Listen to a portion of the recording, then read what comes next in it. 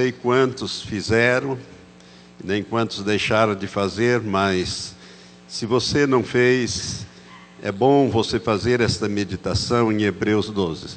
E pelo menos uma parte desse texto nós vamos meditar hoje de manhã. Os versos de 1 a 11, que nós vamos ler e meditar com os irmãos nesta manhã. Convido você a se colocar em pé para a leitura da Palavra de Deus em Hebreus capítulo 12, versos de 1 a 11. Estimulo você a ler e a meditar até o final. Irmãos, esse texto é muito rico. E para que você tenha uma ideia bem do que o autor da carta aos Hebreus está falando, você precisaria ler e meditar nos capítulos 10, 11 e 12. Eles são interligados. 10, 11 e 12.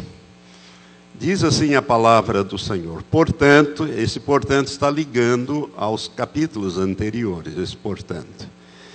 Portanto, nós também, pois que estamos rodeados de tão grande nuvem de testemunhas, deixemos todo o embaraço e o pecado que tão de perto nos rodeia, e corramos com perseverança a carreira que nos está proposta, fitando os olhos em Jesus, autor e consumador da nossa fé, o qual, pelo gozo que lhe estava proposto, suportou a cruz, desprezando a ignomínia, e está assentado à direita do trono de Deus. Considerai, pois, aquele que suportou tal contradição dos pecadores contra si mesmo, para que não vos canseis, desfalecendo em vossas almas. Ainda não resististes até o sangue, combatendo contra o pecado. E já vos esquecestes da exortação que vos admoesta como a filhos. Filho meu, não despreza a correção do Senhor, nem te desanimes quanto por ele és repreendido, pois o Senhor corrige ao que ama e açoita a todo o que recebe por filho. É para a disciplina que sofreis. Deus vos trata como a filhos. Pois qual é o filho a quem o pai não corrija? Mas se estáis sem disciplina, da qual todos se têm tornado participantes, todos que são filhos, sois então bastardos e não filhos. Além disso, tivemos nossos pais, segundo a carne, para nos corrigirem, e os olhávamos com respeito. Não nos sujeitaremos muito mais ao Pai dos Espíritos e viveremos? Pois aqueles, por pouco tempo, nos corrigiam, como bem lhes parecia, mas este, para nosso proveito, para sermos participantes da sua santidade. Na verdade, nenhuma correção parece, no momento, ser motivo de gozo, porém de tristeza, mas depois produz um fruto pacífico de justiça nos que por ela têm sido exercitados. Que Deus abençoe esta palavra, a tua vida, o teu coração, a tua mente. Amém? Senhor Deus, obrigado por esta manhã. Ó Pai, nós queremos agora te pedir, em nome de Jesus, que o Senhor nos ensine, que o Senhor abra o entendimento dos meus irmãos e irmãs. Que o Senhor fale com cada um de nós, segundo o que o Senhor propôs. Usa-me como um instrumento apenas. Usa-me, Senhor, como um instrumento. Mas fala com o teu povo nesta manhã, tanto aqui como à distância. Ó Deus, nós te pedimos, Pai, que o Senhor prepare o teu povo. Não nos deixe passar pela correção, pelos juízos do Senhor. Ó Pai, queremos ser obedientes. Por isso, Pai, fala conosco nesta manhã. Em nome do Senhor Jesus Cristo oramos. Amém. Amém. Podeis sentar, irmãos. Eu dei como título, eu queria que apagasse, por favor, essas 4 lâmpadas aqui para ficar melhor, mais visível. Alguém que está aí perto? Isso. Acho que agora melhora, né? A visualização. Eu dei como título a jornada do cristão, ou a corrida do cristão. Em Filipenses, capítulo 2, verso 12, a parte final, nos exorta a desenvolvermos a nossa salvação com temor e tremor. Desenvolvei ou efetuai, diz uma outra versão, desenvolvei ou efetuai a vossa salvação com temor e tremor. Olha aqui para mim. Você não vai desenvolver a tua salvação se você não tiver temor. Temor a Deus. Temor à sua palavra. Uma vez eu perguntei para um pastor, muito conhecido meu, muito entendido na língua grega, lia grego como nós lemos a Bíblia em português, ele conseguia ler o Novo Testamento, ou toda a Bíblia que estivesse em grego. E eu perguntei acerca desta palavra, qual seria realmente o significado da palavra temor? Temor na Bíblia.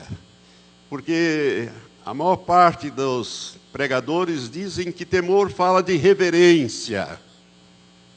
É um temor reverente pela pessoa de Deus, pela sua palavra. Mas a reverência é uma consequência do temor, não é a essência do temor. E ele disse, olha, esta palavra, no original, é igual à palavra, tem o mesmo sentido da palavra temor em italiano. Paura. Em italiano é paura. Paura, irmãos, é medo em extremo. Medo. Medo. Medo mesmo. Não é só reverência, porque você tem pavor, paura, você tem também reverência. A reverência é uma decorrência. Então a Bíblia, quando fala de temor, nós precisamos entender bem isto. Então, desenvolvei a vossa salvação com temor e tremor. Irmãos, nós estamos numa jornada. Nós estamos numa jornada, numa carreira.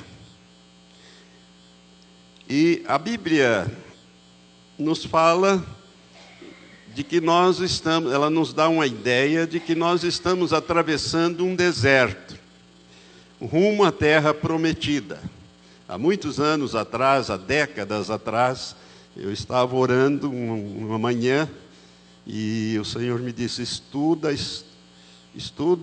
a história do povo de Israel, porque com a igreja ocorre as mesmas coisas, similitudes. Ou seja, eles foram tirados do Egito, colocados num deserto, rumo à terra prometida. Mas a terra prometida tinha que ser conquistada. Manava leite e mel, mas havia gigantes na terra e as muralhas eram altas. Então a história é mais ou menos essa. Então, irmãos, os obstáculos, Deus vai conosco na jornada, mas nós precisamos caminhar por esse deserto. Então, o autor dessa carta aos Hebreus, ele usa muito a figura desta jornada pelo deserto. Se você ler, você vai ver mais ou menos isto. O verso primeiro que nós lemos desse capítulo 12 diz que nós estamos numa corrida. A corrida, irmãos, é porque nós temos uma carreira para correr, nós temos um alvo a alcançar, nós temos a terra de Canaã a entrar, a conquistar e tomar posse dela. Esta corrida é um teste, como eu estou dizendo ali, é um teste da nossa fé neste mundo. Eu vou projetar os textos Você não precisa se preocupar em abrir a Bíblia nos textos. Para facilitar, nós já projetamos também os textos bíblicos ali. Esta corrida, então, é o teste da nossa fé neste mundo. Nós somos testados. E toda vez que você é testado, você poderá ser aprovado ou reprovado. A sua fé tem que ser testada para ser aprovada ou reprovada. Você vai ser aprovado ou vai ser reprovado. Tudo vai depender das suas atitudes. Olha, irmãos, há uma imagem muito errada de que nós, uma vez nascidos de novo, está tudo resolvido, o passaporte está carimbado, está tudo pronto, mais cedo ou mais tarde nós vamos chegar lá. Podemos viver do jeito que quiser. Isso não é correto.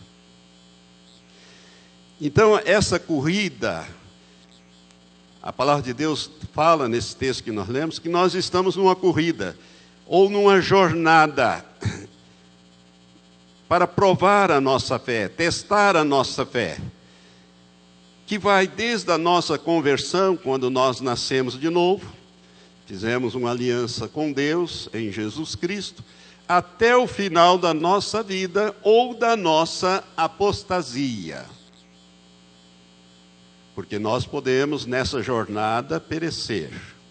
Espiritualmente falando, podemos apostatar. Nunca perca isso de vida. Apostasia é uma doutrina bíblica, e apostatar da fé significa voltar atrás, significa sair daquela posição de fé e passar a não mais acreditar. E nós citamos aqui alguns textos. Hebreus 10, 23, diz assim, a palavra de Deus, de 23 e também o verso 38. Diz assim: retenhamos firme a confissão da nossa esperança, porque fiel é o que prometeu. Ou seja, Deus já fez a parte dele. Agora nós temos que fazer a nossa parte. Então, o autor da carta aos Hebreus está dizendo: fique firme na sua confissão, na tua esperança, porque Deus é fiel e Ele foi o que prometeu. E o verso 38 desse capítulo 10 de Hebreus diz: mas o justo viverá pela fé. E se ele recuar, a minha alma não tem prazer nele. Todos esses textos foram tirados da versão Almeida, corrigida e fiel, que é uma das melhores que existe. Então, Deus quer que nós vivamos pela fé. E viver da fé, como muita gente sabe hoje, antigamente nem tanto, não é viver sem salário. É viver com a chama da fé acesa, é crer sempre naquilo que a Bíblia diz. Pode parecer absurdo para você, e até mesmo nos dias atuais, mas você prefere ficar com a palavra de Deus. Você prefere agir como Deus diz que deve agir. Por isso é que o justo viverá pela fé.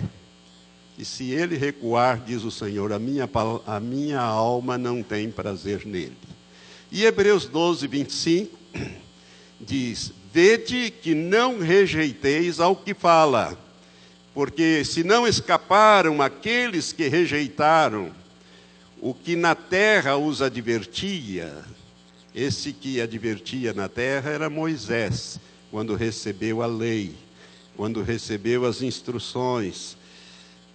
E o autor continua: muito menos nós se desviarmos daquele que é dos céus. Ou seja, do ensino do nosso Senhor, das instruções do Espírito Santo, das revelações da palavra de Deus. E no verso 13, capítulo 13, diz: saiamos, pois, a ele fora do arraial, levando o seu vitupério. Irmãos, são textos que nos falam e nos estimulam a realizar esta corrida da fé, que vai desde a nossa conversão e só vai terminar com o fim da nossa vida, ou com o arrebatamento da igreja que está se aproximando, ou então com a desistência ou apostasia, no caso aqui. Esta corrida ou jornada, ela deve ser realizada com perseverança e constância. Isso é muito importante. Perseverança e constância. Eu dei um destaque nesse versículo de Hebreus 10, 36, quando nós lemos: porque necessitais de paciência, para que, depois de haver desfeito a vontade de Deus, possais alcançar a promessa. Ou a promessa.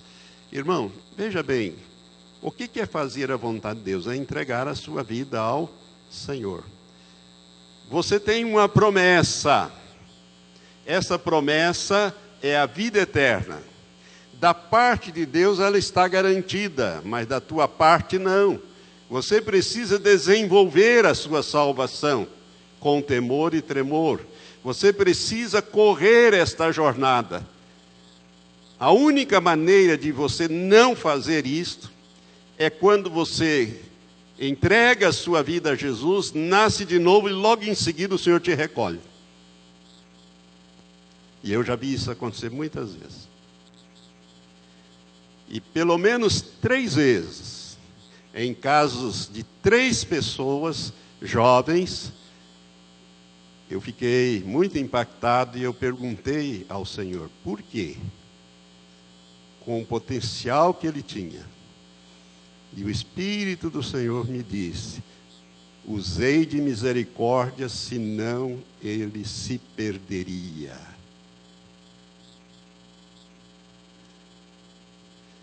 Mas não é este o propósito de Deus, que nós nasçamos de novo e em seguida sejamos recolhidos. Deus quer filhos vitoriosos, filhas vitoriosas, pessoas que vivam da fé, que vivam por aquilo que Deus falou. Jesus disse, olha, não é só de pão que vive o homem. Ele disse isso para o diabo.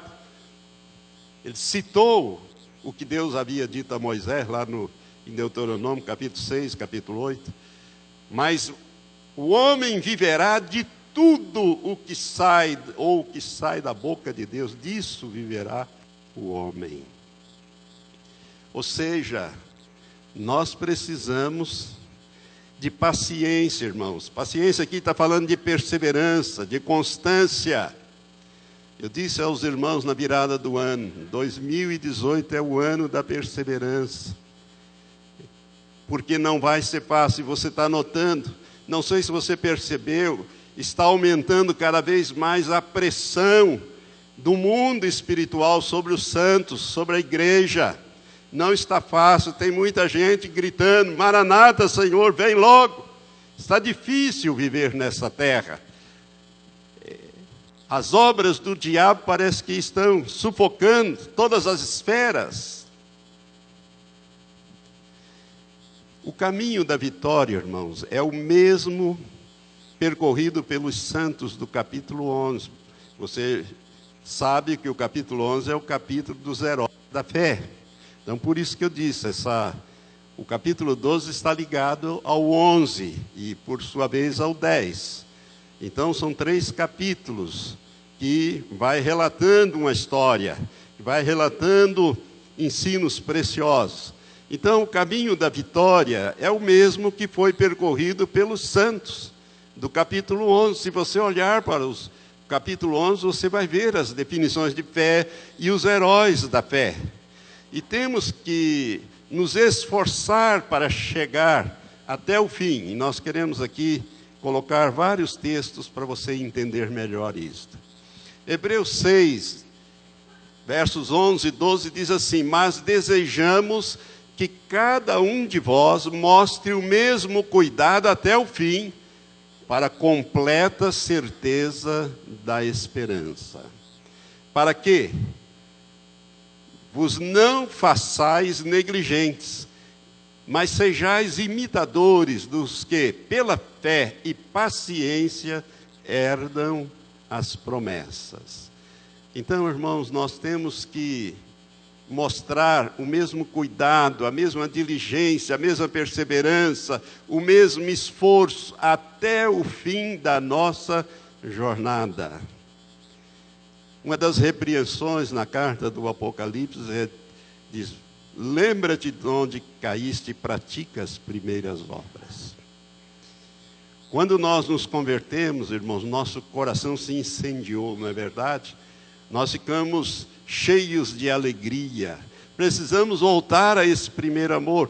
Afinal, não deveria ter apagado ali a chama, ao contrário, ela devia estar cada vez mais incandescente, mais forte. Mas a corrida da fé, a jornada não é fácil. E o que o autor está dizendo aqui é que cada um de vós mostre o mesmo cuidado até o fim, para a completa certeza da esperança, para que vos não façais negligentes, não sejamos negligentes, mas sejais imitadores dos que, pela fé, ou seja, os heróis do capítulo 11, e paciência herdam as promessas. E Jesus diz em Lucas 21:19, na vossa paciência ou perseverança, diz uma outra versão, possuí ou possuireis as vossas almas. Perseverança. 1 Coríntios, capítulo 9, versos 24 e 25, diz o apóstolo Paulo, o Espírito Santo usando o apóstolo Paulo: não sabeis vós que os que correm no estádio, todos na verdade correm, mas um só leva o prêmio? Correi de tal maneira que o alcanceis. Quando se realiza uma corrida, uma disputa, né, é um só que vai ganhar a medalha. Agora olha aqui para mim. Se você chegar lá, você vai ganhar essa medalha. Então serão milhões de medalhas, milhões de primeiros lugares. Não é um só, é para todos os que chegarem lá. Então nós temos que correr a carreira cristã, viver a jornada cristã de uma tal maneira que nós alcancemos o prêmio, como diz aqui a palavra. E o apóstolo Paulo ainda vai mais longe: e todo aquele que luta, de tudo se abstém. Eles o fazem para alcançar uma coroa corruptível, nós, porém, uma incorruptível coroa. Amém? Então, é preciso se abster. Quando alguém se prepara para uma corrida, ele toma cuidado com uma série de coisas e se priva de uma série de coisas. Por quê? Porque ele tem um objetivo. Nós também, irmãos, não podemos viver uma vida pela estrada larga.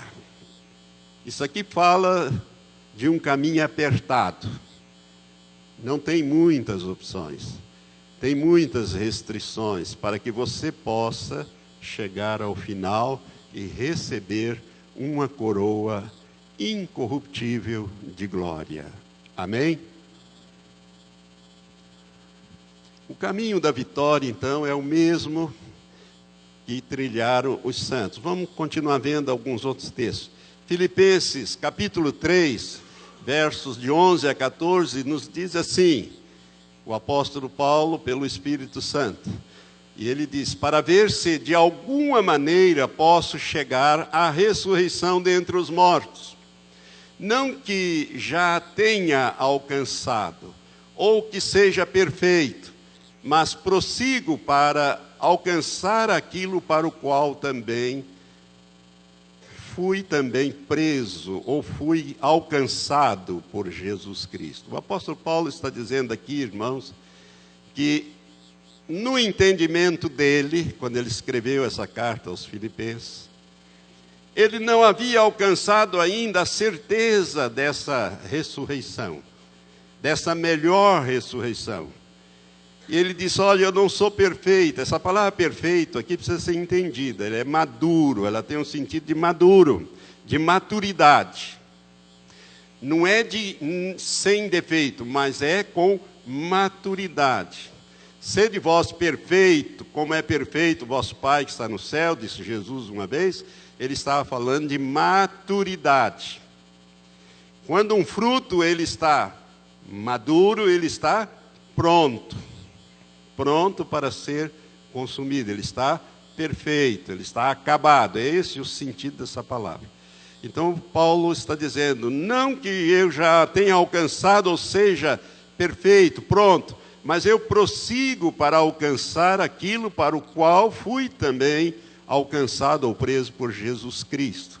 Irmãos, quanto a mim, não julgo que eu haja alcançado, mas uma coisa faço, e é que, esquecendo-me das coisas que para trás fico, e avançando para as que estão diante de mim, prossigo para o alvo pelo prêmio da soberana vocação de Deus em Cristo Jesus. Olha aqui para mim. Nós temos uma carreira a desenvolver. Nós temos uma corrida a realizar, uma jornada a fazer. Irmão, ninguém corre olhando para trás. Dá para correr olhando para trás?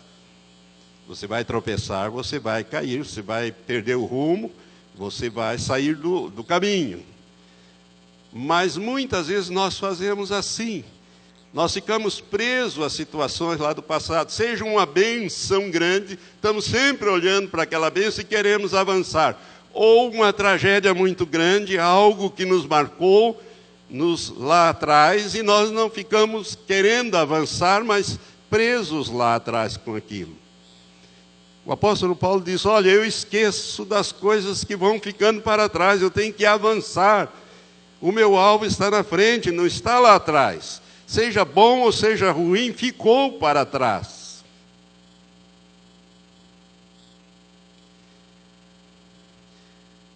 Nós temos uma corrida a realizar, uma carreira cristã a desenvolver. E ela não é andando, se arrastando, é correndo. Então, se você nunca tentou correr, olhando, tem o ladrão que faz isso, né? Ele corre e dá uma olhada para a polícia, para ver se a polícia está chegando mais perto, para ele acentuar mais, né, a corrida. Ou também os corredores nas Olimpíadas, de vez em quando, dão uma olhadinha para ver o adversário se está se aproximando muito. Mas é perigoso, você pode tropeçar, né? Então, correr, nós temos que nos desembaraçar, não estarmos mais... Aquilo já foi vivenciado, não há como mudar mais aquilo. Para o bem e para o mal não há mais. Então avance, né, a sua carreira. E Jesus, em Apocalipse, uma das promessas mais gloriosas que ele fez aos que vencerem, ele diz, ao que vencer, lhe concederei que se assente comigo no meu trono, assim como eu venci e me assentei com meu Pai no seu trono. Nós estamos numa corrida, nós estamos numa jornada, e nós precisamos ser vencedores. Amém? Para isso nós temos que fixar no alvo. Quem é o alvo? Jesus Cristo. Ele é o autor e é também o consumador da nossa fé. Essa é uma corrida de fé, irmãos. É uma corrida de crescimento na fé, de intimidade com o Senhor. Porque, irmãos, nós que somos a geração final, disso eu não tenho mais dúvida nenhuma. Nós somos a geração final, nós somos a geração da consumação, vai ser a mais difícil, está sendo e será a geração mais difícil de vencer, de sair para frente. São muitos os embaraços, são muitos os pecados, são muitas as estratégias do inimigo contra o povo do Senhor. Então, essa jornada do cristão, o ponto 2 que eu quero destacar é que na corrida nós devemos deixar de lado os embaraços e os pecados que nos atrapalham ou que nos fazem ficar para trás. Precisamos fazer isso. E temos que fixar os olhos, temos que fixar nossos alvos, nossas vidas, nossos corações em Jesus e no exemplo que Ele nos deixou de obediência perseverante. Muitos são obedientes, mas não perseveram na obediência. Obediência perseverante. Jesus foi obediente em tudo. A Bíblia diz que ele foi obediente até a morte e morte de cruz. Ele aprendeu a obediência. Hebreus 4 diz que Jesus aprendeu a obediência pelas coisas que ele padeceu. Deus não poupou Jesus, também não nos poupará.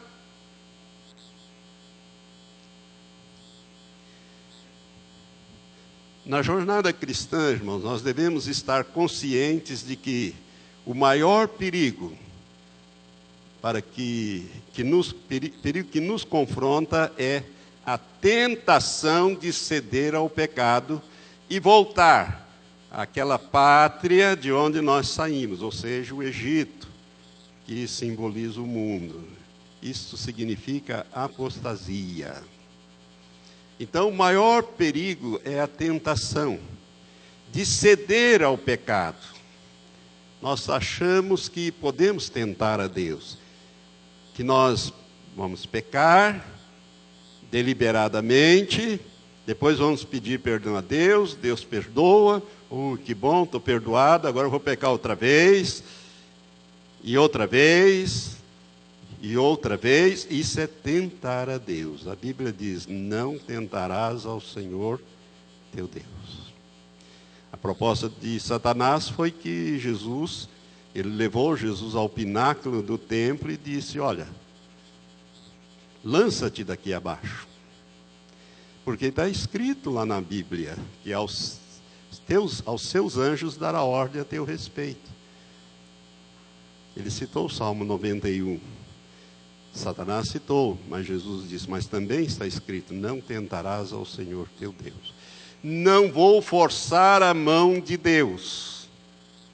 Não podemos agir desta maneira. Então, toma cuidado com a tentação. A tentação não é pecado, é um convite para o pecado, é uma porta que se abre e você pode entrar por ela ou não. É o teu livre-arbítrio que vai determinar. Então, eu quero ver aqui com os irmãos alguns textos. Tiago, capítulo 4, verso 4 diz: adúlteros e adúlteras, nesta versão, ou infiéis, na minha outra versão, não sabeis vós que a amizade do mundo é inimizade contra Deus? Portanto, qualquer que quiser ser amigo do mundo, constitui-se inimigo de Deus. Irmãos, nós temos que ter um posicionamento com as coisas mundanas. Ou nós vamos rejeitá-las, ou nós vamos aceitá-las. Se nós rejeitarmos as coisas do mundo, Deus se torna nosso amigo. Ou seja, Ele vai nos ajudar nessa jornada. Agora, se você quiser se contaminar com as coisas do mundo, Satanás vai aceitar, mas Deus não. Por isso, preste atenção no que ele está dizendo aqui. Qualquer que se fizer amigo do mundo. Irmãos, nós estamos no mundo, mas não somos do mundo. É como se nós estivéssemos dentro de uma canoa, de um navio. A água do rio ou do oceano não pode entrar dentro da canoa, senão nós afundamos. Nós estamos no rio, mas não somos do rio. Estamos no mar, mas não somos do mar. Então você não pode se deixar contaminar com as coisas do mundo. É preciso rejeitar. São essas tentações que têm levado as pessoas a ceder. E esses que cedem, preste atenção nisso, Deus vai ter que tratar com você. Ele vai ter que tratar com você. Você é filho? Então Ele vai ter que tratar. Se você não ceder, se você não se deixar contaminar, não haverá tratamento da parte do Senhor com você. Deus não é um Deus sádico que vai espancar o seu filho, se o filho está obedecendo plenamente Ele, se o filho está fazendo a vontade dEle. Não é verdade? Nenhum pai, nenhuma mãe iria fazer uma coisa dessa, Deus menos ainda.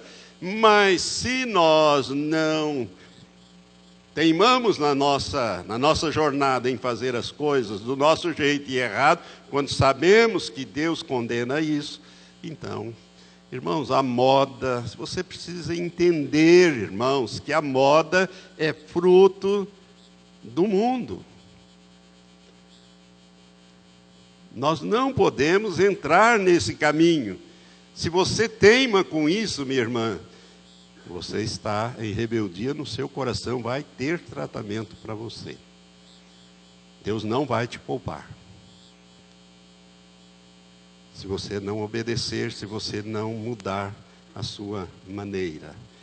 1 de João, capítulo 2, verso 15, também diz a mesma coisa. Não ameis o mundo, nem o que no mundo há. Se alguém ama o mundo, o amor do Pai não está nele. Por exemplo, você toma cuidado com o dinheiro, irmão. Toma cuidado com o dinheiro. Ter dinheiro é bom? É. O dinheiro é necessário? É. O dinheiro não é bom e nem mal. O uso que você faz dele é que pode te levar para um lado ou para o outro. Por isso que a Bíblia diz que o amor ao dinheiro é a raiz de todos os males. O apego a ele. Porque você pode possuir dinheiro, o que não pode ser é o dinheiro te possuir. Você virar um escravo de dinheiro, do dinheiro. Você tem, quer mais, quer mais, tem mais, quer mais ainda, e mais ainda, e mais ainda. Nós temos que ser desprendidos das coisas materiais. E lembrar que nós temos que juntar tesouro no céu. Não é na terra. Jesus diz que esse tesouro aqui da terra, o ladrão mina, o ladrão rouba, a traça consome. Quer dizer, isso aqui você não vai levar nada daqui, você tem que juntar nos céus.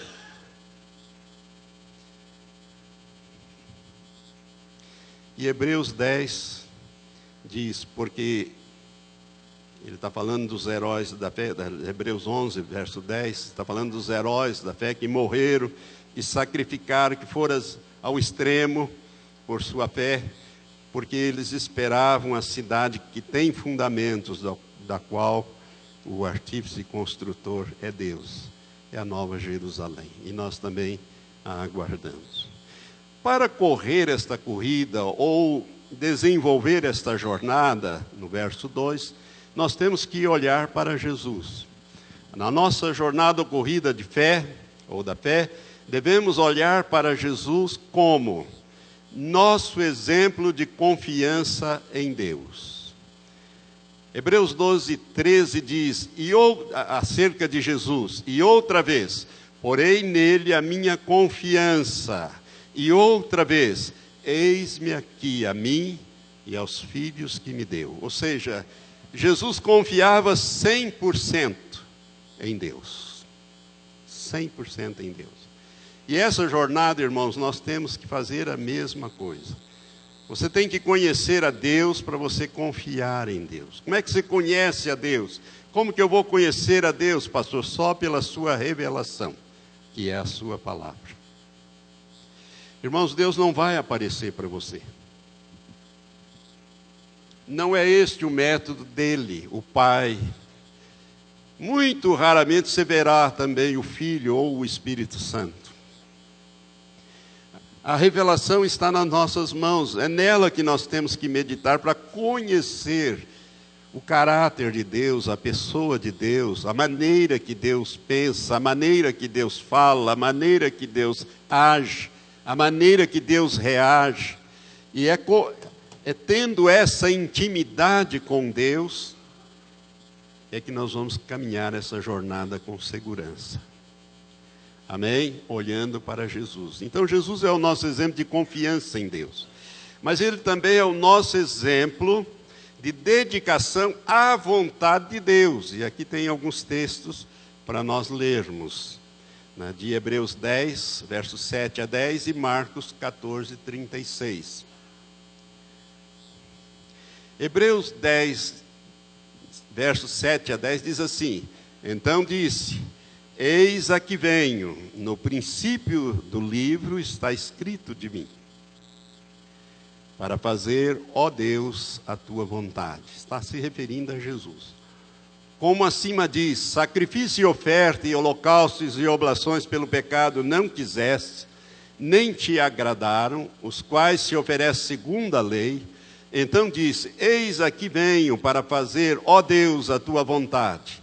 Tira o primeiro para estabelecer o segundo, na qual vontade temos sido santificados pela oblação do corpo de Cristo, feito uma vez. Está falando aqui, irmãos, da obra sacrificial de Cristo. Jesus veio para botar fim àqueles sacrifícios de animais que não resolviam, cobriam apenas o pecado, mas não removiam o pecado. Por isso que todos os dias tinha que fazer sacrifício, e uma vez por ano, um sacrifício por todo o povo. Jesus veio e realizou uma obra completa em nosso favor. Então nós não precisamos mais oferecer sacrifício pelo pecado. O que nós temos que oferecer a Deus é a obediência. Ele está muito interessado na nossa obediência, porque na nossa obediência Ele pode estabelecer a sua vontade na nossa vida. Sem a sua obediência, Ele não consegue estabelecer, senão Ele vai ter que violar o seu livre-arbítrio, e Ele não fará isso. Ele te deu o livre-arbítrio, tornou-te responsável pelos seus atos perante Ele e perante terceiros, e Ele não vai retirar isso. É preciso entender isso. Marcos 14, verso 36, Jesus disse: Abba, Pai, todas as coisas te são possíveis. Afasta de mim este cálice. Não seja, porém, o que eu quero, mas o que tu queres. Esse foi o momento mais difícil na vida de Jesus, quando Ele estava ali. Naquele momento, debruçado em cima de uma pedra. Eu vi numa visão esse momento. Jesus, a Bíblia diz que Ele suava grandes gotas de sangue. Seu sofrimento era tão intenso, seu estresse era tão intenso, que pequenos vasos se romperam e gotejava sangue do seu suor. Ele orou 3 vezes a mesma oração: passa de mim esse cálice. Eu sei que o Senhor pode fazer isso, mas eu não quero que seja a minha vontade, mas eu quero que seja a tua vontade. E dali ele saiu vitorioso. Irmãos, o nosso exemplo de dedicação, que vem de Jesus, dedicação à vontade de Deus.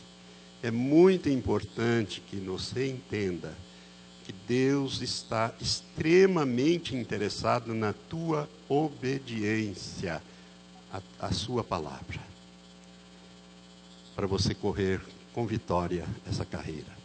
Nosso exemplo de oração. Jesus é também o nosso exemplo de oração. Esses textos aqui nos falam dessas coisas todas que nós vamos ler agora. Hebreus 5, verso 7 diz: o qual nos dias da sua carne, oferecendo com grande clamor e lágrimas, orações e súplicas ao que o podia livrar da morte, foi ouvido quanto ao que temia. Mas se você continuar lendo nesse versículo, você vai ver que Deus não livrou Jesus de passar por aquele momento, mas o livrou, o confortou e o fortaleceu para passar por aquele momento. E em Marcos 1,36, nos diz acerca de Jesus que ele, levantando-se de manhã, muito cedo, fazendo ainda escuro, quando ainda era escuro, saiu e foi para um lugar deserto e ali orava. Jesus, ele gostava de orar, então ele é um exemplo nosso de oração. Então, para correr esta jornada, nós temos que olhar para a vida de Jesus, e quando nós olhamos para a vida de Jesus, nós vamos ver uma vida de obediência plena, a vontade sendo submetida a toda hora, e também uma vida de oração. Oração. Crente que não ora, crente que não se alimenta da palavra de Deus, tem uma vida cristã anêmica. Não vai correr esta carreira cristã com sucesso. Vai ficar preso nos embaraços e vai ficar preso nos pecados. Nosso exemplo, Jesus é o nosso exemplo para vencer as tentações e sofrimentos. Hebreus 2,10 diz assim: porque convinha que aquele para quem são todas as coisas e mediante quem tudo existe, trazendo muitos filhos à glória, consagrasse pelas aflições o príncipe da salvação deles. Às vezes a gente pensa consagração, né? Mas Deus, por isso que a Bíblia diz que Deus agradou moê-lo. Irmãos, o que Jesus padeceu, nós não temos ideia. Não foi só fisicamente, foi espiritualmente também, quando ele desceu ao inferno. E lá ficou todas aquelas horas em sofrimento. Ele teve que morrer a minha morte espiritual, a minha separação espiritual. Ele experimentou o que eu deveria experimentar e o que você também deveria experimentar na eternidade. Ele passou por aquilo. Por isso que eu disse que Jesus era um homem de muita fé. E ele acreditou no que Deus havia prometido para ele no Salmo 15. Que eu falei, leia o Salmo 15.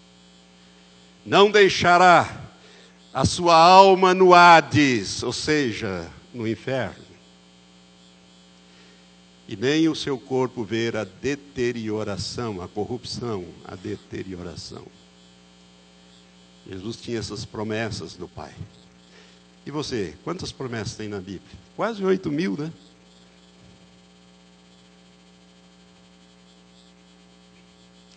Irmãos, nós temos que viver uma vida de fé. E uma vida de fé é uma vida de compromisso. É uma vida de intimidade. Se você tiver isso, você vai ser uma pessoa muito útil a Deus nos dias finais agora. Muito útil. Deus vai te poupar. Deus vai te usar. Ele quer uma igreja vitoriosa, uma igreja que Ele possa usar nesses dias finais.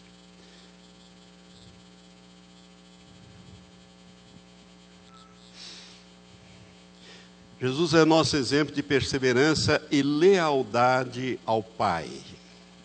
Hebreus 12, 2 e 3, nós já lemos. Olhando para Jesus, autor e consumador da fé, o qual, pelo gozo que lhe estava proposto, suportou a cruz, desprezando a ignomínia ou a afronta, e assentou-se à destra do trono de Deus. Considerai, pois, aquele que suportou tais contradições dos pecadores contra si mesmo, para que não enfraqueçais desfalecendo vossos ânimos. Jesus, ele foi vencedor e ele diz, olha, aquele que vencer vai se assentar comigo também no meu trono. Assim como eu venci e me assentei com meu Pai no seu trono. Irmão, você sabe o que te espera na eternidade? São coisas gloriosas. A Bíblia diz, nem olhos viram, nem ouvidos ouviram, nem sequer subiu na mente do homem, no coração do homem, o que Deus tem preparado para aqueles que o amam, aqueles que o obedecem, aqueles vencedores. É uma dimensão completamente diferente. Essa daqui foi totalmente estragada. Ela já era uma dimensão inferior à espiritual, mas foi estragada pelo pecado, por Satanás. Hoje está tudo distorcido. Então Deus vai erradicar, limpar, acabar com isso aqui, para começar uma nova aqui. Mas nós não estamos destinados aqui, nós somos destinados a morar com Ele. A promessa que nós temos é de irmos para a casa do nosso Pai. Ele disse, eu vou preparar-vos o lugar. Depois eu volto para levar vocês, para que onde eu estiver, vocês estejam comigo. Amém? Jesus é o nosso exemplo para terminarmos essa obra, essa carreira, para o qual Deus nos chamou. Vamos ver alguns textos. Lucas 15, 6, diz Jesus falando então, Lucas 15, verso 6, verso 24, verso 32, ele ali está falando acerca das 3 parábolas, né? Da ovelha perdida, da dracma perdida e do filho que se perdeu, o pródigo. E ele diz nesses versos: chegando a casa, convoca os amigos e vizinhos, dizendo-lhes: alegrai-vos comigo, porque já achei a minha ovelha perdida. Verso 24: porque este meu filho estava morto e reviveu, tinha se perdido e foi achado. E começaram a alegrar-se. Verso 32: mas disse o pai naquela parábola: mas era justo alegrarmos-nos e folgarmos, porque esse teu irmão estava morto e reviveu, tinha se perdido e achou-se, ou foi achado.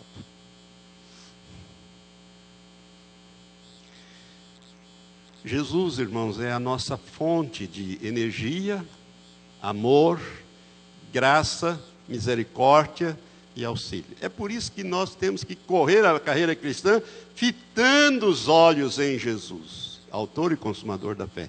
Irmão, se você botar os seus olhos no pastor Valtenir ou no pastor Giovanni, você vai tropeçar e vai cair. Em qualquer pessoa, os nossos olhos são em Jesus. Quanta gente que olha para esse, olha para aquele, para querer correr a sua carreira. Ele vai cair, vai tropeçar, vai desviar, vai sair fora.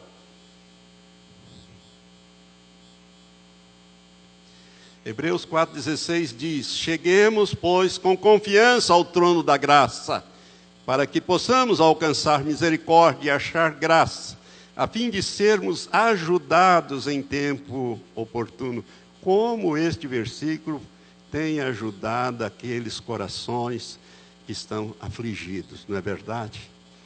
Quando você lê essa palavra, quando você estuda essa palavra, você cita esta palavra: Senhor, eu estou adentrando ao trono da graça agora, por aquele caminho novo que Jesus me abriu no véu da sua carne, no seu sofrimento.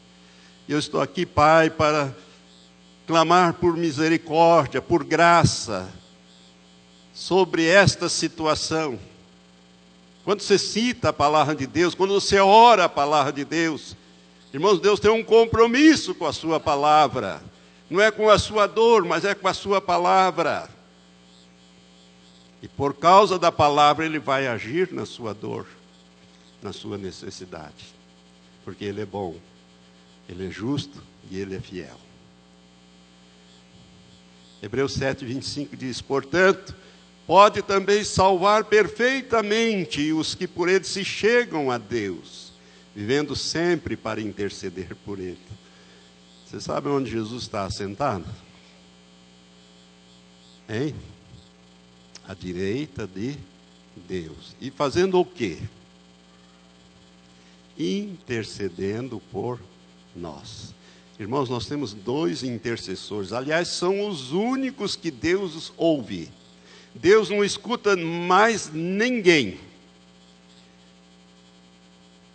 Uma vez conversando com uma mulher muito religiosa, católica, eu disse: a senhora sabe quem tem os atributos da onisciência, onipotência e onipresença? Que a Bíblia ensina? Deus o Pai, Deus o Filho e Deus o Espírito Santo. Então, a onipresença, que é um desses atributos, só a Trindade tem.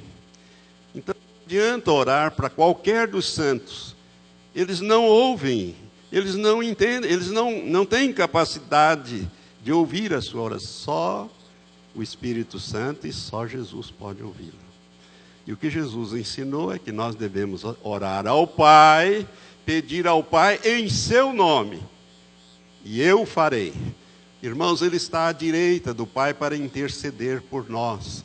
Você pede em nome de Jesus ao Pai, não pede a Jesus, pede ao Pai em nome de Jesus, que a última palavra é a do Pai, e Jesus diz: Pai, eu concordo, eu endosso. O que Deus faz? Libera. Operando eu, diz o Senhor Deus Todo-Poderoso, quem me impedirá? Ele está à nossa direita. Aliás, a direita do Pai intercede por nós. Romanos 8 diz isso, e Romanos 8 também diz que o Espírito Santo intercede por nós com gemidos inexprimíveis. Porque às vezes nós não sabemos orar, e às vezes a situação é tão... No meio de um acidente, por exemplo, você levou uma pancada, uma situação calamitosa, você nem sabe como orar, mas o Espírito Santo sabe. E ele intercede por você. E ele conhece o coração de Deus e as profundezas de Deus. E Deus ouve o Espírito Santo, ele está dentro de você e ele está ao lado do Pai. Se Jesus está à direita, ele está à esquerda. Eu presumo. Maravilha, irmãos. Hebreus 7, 25. Portanto, pode salvar perfeitamente os que por ele se chegam a Deus, vivendo sempre para interceder por eles. Esse salvar aqui, irmãos, é salvar não somente a nossa salvação, mas salvar, resolver qualquer situação. Hebreus 10, 22 diz: cheguemo-nos com verdadeiro coração, com inteira certeza de fé, tendo os corações purificados da má consciência e o corpo lavado com água limpa. E eu volto a repetir o Apocalipse 3, 21. Ao que vencer, lhe concederei que assente comigo no meu trono, assim como eu venci e me assentei com meu Pai no seu trono. Jesus é a fonte da nossa energia, do nosso amor, graça, misericórdia e auxílio. Agora a última parte desse estudo, que fala sobre a correção ou a disciplina do Senhor. Vamos examinar agora vários fatos que diz respeito à disciplina que Deus aplica aos salvos e as dificuldades e as aflições que Ele permite que nós passemos ou soframos. Essas disciplinas, elas são, primeiro, um sinal de que nós somos filhos de Deus. É os versos 7 e 8. Hebreus 7 e 8 diz: se suportais a correção, Deus vos trata como a filhos, porque que filho há que o pai não corrija? Mas se estáis sem disciplina, da qual todos se têm feito participantes, sois então bastardos e não filhos. Irmãos, a correção na sua vida é um indicativo de que você nasceu de novo, que você é filho de Deus. Então, está na família dele. E como pai responsável, ele precisa corrigir você. Então, a disciplina de Deus, ela traz essa revelação. Segunda coisa que nós podemos deduzir também dali, que as disciplinas de Deus são uma garantia do amor e do cuidado de Deus por nós. O verso 6 diz: porque o Senhor corrige o que ama e açoita a qualquer que recebe por filho. Ele não corrige os que não são filhos. Os que não são filhos é lá no final. Mas aí a correção já não é correção mais, é punição. Correção ele aplica aos filhos. Terceiro ponto sobre a disciplina do Senhor. A disciplina do Senhor tem dois propósitos bem claros. O primeiro deles, para que nós não sejamos ao final condenados com o mundo. Verso 31 do capítulo 11 de 1 Coríntios diz: porque se nós nos julgássemos a nós mesmos, nós não seríamos julgados. E o verso 32, mas quando somos julgados, somos repreendidos pelo Senhor para não sermos condenados com o mundo. Esse é o texto que nós usamos muito na ceia, na celebração da ceia. Então, irmãos, Deus nos dá uma chance de você se corrigir a você mesmo, a julgar-se a si mesmo. Mas se você não se julga, Deus vai te julgar, porque você é filho. Deus vai te corrigir, porque você é filho. Principalmente se você não está praticando a ceia como ela deve ser praticada. Olha, o apóstolo Paulo, que recebeu essas instruções de Jesus, ele escreve: olha, se você participar da ceia, sem estar adequadamente, espiritualmente correto, isto vai ser para a sua condenação. Por causa disso, há entre vós muitos fracos na fé e fracos fisicamente. Muitos doentes na fé e doentes fisicamente, e não cura, e muitos que dormem, ou seja, que já morreram, espiritualmente e fisicamente também. Então, a ceia é para nos fortalecer, mas se você está em pecado e com hipocrisia diante dos irmãos, e vai participar sem discernir o corpo do Senhor, você está correndo esse risco. E Deus vai usar isso como disciplina na sua vida.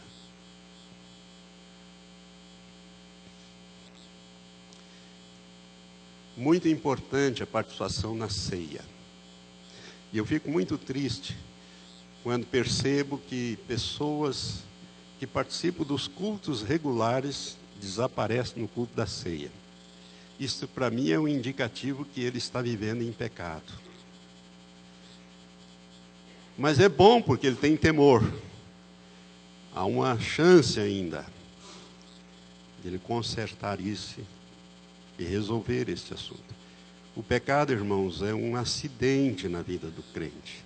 Ele precisa ser corrigido, precisa ser tratado, precisa ser abandonado. Aquele que confessa os seus pecados e deixa, alcança misericórdia. Mas aquele que encobre, ele nunca vai prosperar diante de Deus. A correção também, irmãos, além dessa disciplina do Senhor, que tem dois propósitos. O primeiro, que nós não sejamos condenados com o mundo. E o segundo, para que nós partilhemos ou compartilhemos da santidade de Deus e continuemos a viver uma vida santificada, sem a qual nunca veremos a face gloriosa de nosso Pai. Isso é muito importante, né? Que é a finalidade. E o quarto ponto, eu já estou indo para o final. Há dois possíveis resultados advindos da disciplina do Senhor. Essa disciplina que Deus tem que aplicar na vida de algumas pessoas, porque não se consertam a si mesmos, não desviam-se do pecado, não se desprende dos laços, enfim, estão querendo correr a vida cristã sem levar a sério a palavra de Deus, querendo fazer do jeito dele, não do jeito de Deus. Há dois possíveis resultados. Primeiro, podemos suportar as adversidades que Deus nos leva a passar, submetendo-nos à sua vontade e continuarmos fiéis a Ele. São os versos 5 e 6. Já vamos ver. Fazendo assim, continuaremos a viver como filhos espirituais de Deus, versos 7 a 9. E compartilhar da sua santidade, verso 10. E produziremos então o fruto da justiça, que é o verso 11. Ou seja, o fruto do Espírito de Gálatas 5, 22 e 23. Então vamos ver os textos, de 5 a 11. E já vos esqueceste da exortação que argumenta convosco como filhos. Filho meu, não despreze a correção do Senhor, e não desmaie ou não desanimes quando por eles forem repreendidos, porque o Senhor corrige ao que ama e açoita a qualquer que recebe por filho. Se suportais a correção, Deus vos trata como a filhos, porque que filho há a quem o pai não corrija? Mas se estáis sem disciplina, da qual todos são feitos participantes, então sois bastardos e não filhos. Além do que, tivemos nossos pais, segundo a carne, para nos corrigir, e nós o reverenciamos. Não nos sujeitaremos muito mais ao Pai dos Espíritos para vivermos, porque aqueles, na verdade, por um pouco de tempo, nos corrigiam como bem lhe parecia, mas esse para nosso proveito, para sermos participantes da sua santidade. E, na verdade, toda correção ao presente não parece ser de gozo, senão de tristeza, mas depois produz um fruto pacífico de justiça nos exercitados por elas. E Gálatas, só para você se lembrar, Gálatas 5, 22, 23 diz: mas o fruto do Espírito é amor, gozo, paz, longanimidade, benignidade, bondade, fé ou fidelidade, mansidão e temperança. Contra estas coisas não há lei. Por outro lado, podemos desprezar, essa é a segunda consequência, desprezar a disciplina do nosso Pai, verso 5, rebelando-nos contra Ele por causa do sofrimento da adversidade. E daí caímos em apostasia. Hebreus 3, 12 a 14, mais o verso 25 diz: Vede, irmãos, que nunca haja em qualquer de vós um coração mau e infiel, para se apartar do Deus vivo. Antes exortai-vos uns aos outros, todos os dias, durante o tempo que se chama hoje, para que nenhum de vós se endureça pelo engano do pecado, porque nos tornamos participantes de Cristo, se retivermos firmemente o princípio da nossa confiança até o fim. Vede que não rejeiteis ao que fala, porque se não escaparam aqueles que rejeitaram o que na terra os advertia, como eu disse Moisés, muito menos nós, se nos desviarmos daquele que é do céu. Então há consequências muito sérias, né? A disciplina do Senhor pode produzir um resultado positivo ou um resultado negativo. Depende da sua aceitação dessa disciplina. Quinto ponto e último, andando na vontade de Deus, podemos sofrer adversidades. Como resultado da nossa guerra espiritual contra as trevas. Eu não vou ler esses textos que estão lá em Efésios 6, que falam da batalha espiritual. Nós temos que tomar todos os dias a armadura de Deus para estarmos firmes, prontos. Nós não temos que resistir à carne, às pessoas. Nós temos que lutar contra os principados, as potestades, os dominadores deste mundo tenebroso. A luta espiritual é a batalha espiritual. E por causa da batalha, da nossa guerra espiritual contra as trevas, nós podemos sofrer adversidades. Por isso, para fazer batalha espiritual, eu já ensinei isso várias vezes na igreja, você tem que tomar toda a armadura de Deus para você poder resistir. Você tem que pedir perdão para os seus pecados e, pela fé, receber esse perdão na sua vida. E você tem que ter também a cobertura do sangue de Jesus sobre a tua vida, para que você, então, sem pecado, perdoado, purificado de todo o pecado, não haja brecha para você, então, poder fazer a batalha espiritual. Se você for de qualquer jeito, cheio de brechas, na sua armadura, no seu equipamento, você vai sofrer retaliação. Jesus, irmãos, Ele nos autorizou a pisar cabeças de serpentes, escorpiões e todo o poder de Satanás. E Ele nos deu uma promessa, que nada nos faria dano algum, por exercermos esta autoridade. Mas você não pode ter brecha, senão o inimigo vai te alcançar. Por isso, antes de batalha, você tem que fazer uma oração e pedir com fé a Deus que o Senhor perdoe os seus pecados, lave com o sangue de Jesus, purifique você e que equipe você com a armadura completa dele. Só depois que você pode fazer batalha espiritual. Não tem muito tempo, veio uma moça desesperada, e ela veio de Londrina, veio nessa igreja num culto, no final do domingo, à noite. E ela veio porque ela não estava suportando mais. E conversando assim um pouquinho com ela, ela disse: pastor, eu estou fazendo a batalha espiritual, mas não estou aguentando mais. Irmão, não pode fazer batalha espiritual se você não entende o que é isso. A pessoa tem que ser, primeiro, nascido de novo. Sem nascer de novo, você está no reino das trevas, você não tem autoridade nenhuma. É só quando você muda de reino para o reino do Filho amado, é que você adquire a autoridade de Deus sobre a sua vida. Você está num outro reino, você tem outra identidade, você é filho. E aí você tem que fazer essa purificação primeiro, antes de fazer. Porque a promessa e nada vos fará dano algum. Por fazer a batalha espiritual, o cristão não vai sofrer retaliação. Ele pode sofrer, sim, alguma adversidade. Em quê? Num filho, numa coisa, numa outra situação que vai feri-lo, que vai, né? Mas diretamente não.